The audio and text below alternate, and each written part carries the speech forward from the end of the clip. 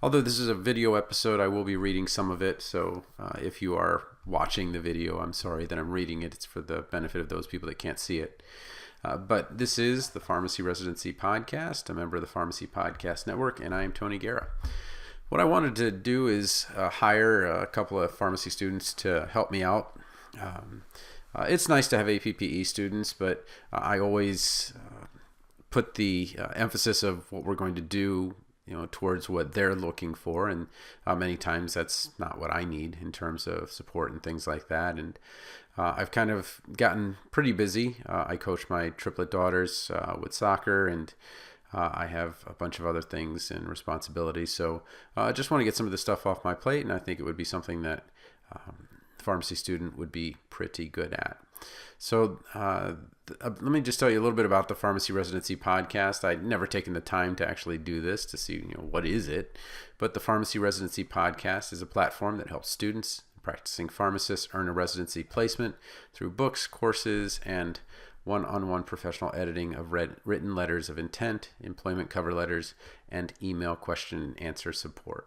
So basically, we help people get the residency. And I know some people listen to me to help them get through residency, but most of what we do is, that kind of late November, all through December, a little bit of January, helping students with those. And then, of course, we'll have our big push again when phase 2 comes in, that week right after the match results come out. I'm always helping people because their letters of intent obviously were unfortunately unsuccessful, and they need to do a complete rewrite, and we can do those quickly and help them. Overview. So what am I looking for? Pharmacy Residency Podcast seeks virtual part-time pharmacy students to support our mission to help students earn residency placement, especially those whose first language is not English. For those of you that don't know, my father is an immigrant. He's from Peru, and he's a really nice guy and somebody that everybody gets along with. And that's what allowed him to get all the jobs that he had and all of that stuff.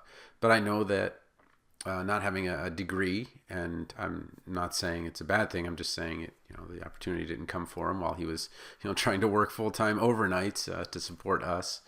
And my first language wasn't English. I obviously it sounds like it is, but I spoke Spanish completely, and then picked up English along the way through the grade school and so forth. Responsibilities. Most responsibilities are going to be project-based. Actually, they're probably all project-based. Very similar to what a student would do in an entrepreneurial or academic APPE. But again, we're not allowed to pay you through APPEs. And I've always thought that is something that's silly because, you're paying now hundreds of thousands of dollars where, I get it. Back when I paid $4,000 a year in tuition, and this is in the late 90s. It's not like it was in the 60s or 70s. But I paid $4,000 of tuition, and it doubled that year. Like the year before, it was $2,000. If I had gotten my pre-pharm stuff done in 2 years, I would have only paid $2,000 a year in tuition for 3 years. And that's even crazy to think about. So most responsibilities are project-based, very similar to what a student would do in an entrepreneurial academic APPE. We'll still work on projects that are best suited for you. So if I get 2 students, I wouldn't want 2 that have a certain skill set. I would have 2 with separate skill sets. So if you want to think about this as the Pharmacy Residency Podcast's pre-residency, that's maybe what this is. But the goal is just to reduce my workload. To get some of these things off my plate.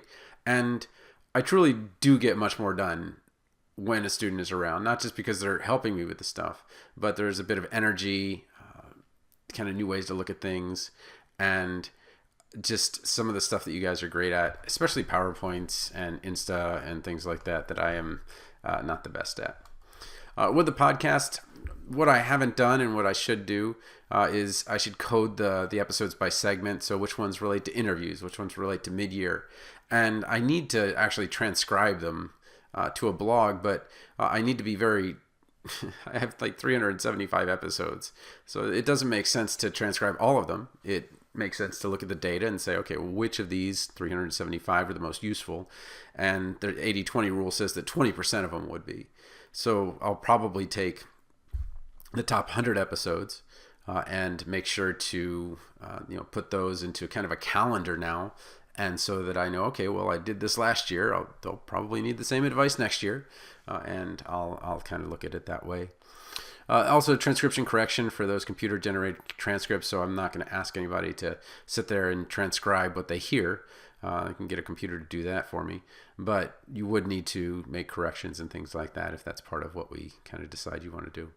Audiobooks. I have 23 audiobooks, and I need help compiling, completing audio, ebooks, and print books in progress. Sometimes we need to verify dosages, some pharmacologic principles. Some books I'm working on now, book publisher expertise. People always ask me, how do you write books? And I just need to make the course and help them with that. Read This Before Pharmacy School. Somebody reached out to me. They wrote Read This Before Medical School, and I was like, oh, that's kind of a neat book. And I want to write that. And really what it is it's missing part to say that. Read this before pharmacy school if you want to do a residency after pharmacy school. Because if you were to have read the principles in that book, it not only helps you study, helps you get the contacts and the things that you should have before getting to residency. So read this before pharmacy school to get a residency. Memorizing dosage calculations, something I'm working on. Again, very hard for audio to do math, but I think I have a way to do it.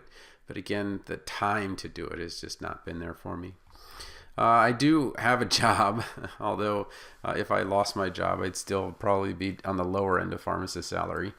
But I really need some help correcting and improving PowerPoints. Generally, writing quizzes is a big thing. It's not that I need the quizzes written for the very first time. It's that people put cards and things like that on those electronic note cards, Quizlet and places like that. And I want to make sure that my quizzes are not look-upable. And I teach in this spring, I'll be teaching general nursing and health information technology pharmacology, and also some intro chemistry classes. Teachable courses. So the residency letter of intent, extreme LOI course, and residency interview course, I want to improve those for the next season. I always want to improve them every year. And then I have a pharmacology course that I just use as a platform for videos and quizzes to help my students. In progress, I do want to get that dosage calculations course off the ground. I always wanted to get the chemistry class. Maybe if I could just do the mnemonics and the final exam or the exam reviews, and then book publisher expertise, I wanted to do that course as well. Social media, I'm Tony PharmD on YouTube, and as far as a YouTuber, I'm kind of a mess in terms of I just publish so many videos, but people listen. I'm almost at 30,000 in terms of subscribers, and I think I have 15 million views. There's an expression, you don't have to be perfect to be successful, and I embrace that expression because I look back and I'm like, oh my gosh, I could have done so much better, and still feel successful though. There's the Residency Help Facebook group. I'd love to do a little bit more with that. LinkedIn, I'm not looking for a job, well, hopefully, but I'm not looking for a job. But what I am trying to do is get a better grasp of LinkedIn and the possibilities with it. I feel like I'm really missing out on that if I'm someone that helps with jobs. That seems like the place that I should be. My Instagram's a complete disaster. I think, and it's just a disaster. And then Twitter, I think some people are still on it, maybe. Okay. Web development and email list. So if this is part of your skill set, I do use Wix for a couple of websites. It's WYSIWYG. What you see is what you get. So you just kind of type in, move some stuff around and things like that. And then ConvertKit for the email list, which I feel really bad that I hardly ever send emails because I'm just so busy. But I would like to do a better job at that. And then I have the couple of websites, residencyhelp.com, memorizingpharm.com, and then the pharmacyresidencypodcast.com, which is just kind of a blog version of the podcasts that go out. Pay is $15 an hour. It's paid weekly. So every Friday, let me know how many hours you worked, or we kind of figure that out. And then I will pay you, or we can do something like a platform in between if it becomes a long-term thing, and we would you would work as a I guess freelancer would be the best term for it. So if you want to apply, email your CV and cover letter to tonythepharmacist@gmail.com. So your CV and a cover letter to tonythepharmacist@gmail.com, and just tell me what projects you would be interested in. And I should probably write that down. Let's make it like a residency. Answering these two questions. Answering these two questions. One, what projects would you be most interested in and like to work on? And two, okay, what amount of time can you dedicate over what period of time?